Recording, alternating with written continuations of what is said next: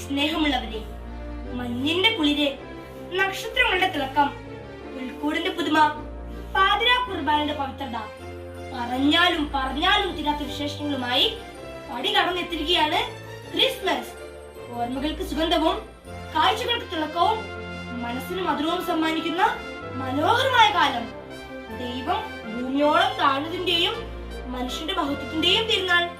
അത് അന്നും ഇന്നും എന്നും ഒരുപോലെയാണ്.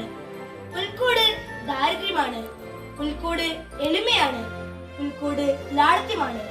ദാരിദ്ര്യത്തിൽ ലാളിത്യത്തിൽ എളിമയിൽ പുൽക്കൂട്ടിൽ ദൈവം മനുഷ്യനായി പിറന്നു.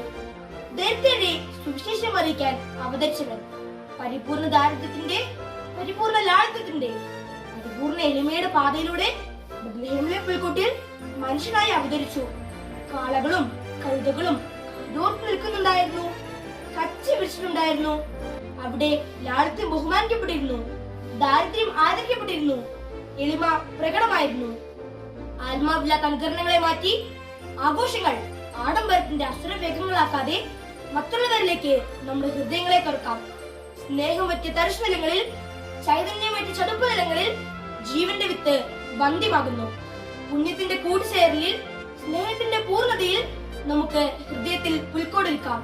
അവിടെ ലാളിത്യം ബഹുമാനിക്കപ്പെടട്ടെ, ദാരിദ്ര്യം ആദരിക്കപ്പെടട്ടെ, എളിമ പ്രകടമാകട്ടെ. നമ്മുടെ ഹൃദയങ്ങളിൽ ആർദ്രതയുടെ അരുവികൾ ഉറവ് പൊട്ടട്ടെ, ചതുപ്പ് നിലങ്ങൾ സ്നേഹതീർത്ഥങ്ങളാകട്ടെ. അങ്ങനെ നല്ല വയലൊരുങ്ങട്ടെ. അവിടെ വചനത്തിന്റെ വിത്ത് വിതയ്ക്കാൻ ആലംനാഥൻ അവതരിക്കും. ജയ് ക്രിസ്മസ്.